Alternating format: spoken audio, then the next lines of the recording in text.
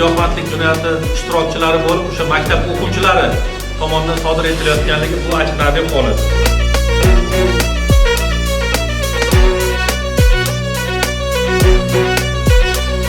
Voyaga yetmaganlar va yoshlarimiz kelajagida giyohvandlik vositalari va psixotrop moddalardan har tomonlama asrash barcha darajadagi davlat organlari, tashkilotlari va muassasalarning dolzarb vazifasiga ekanini alohida qayd etish hamda ularning bu boradagi mas'uliyatini tubdan oshirish.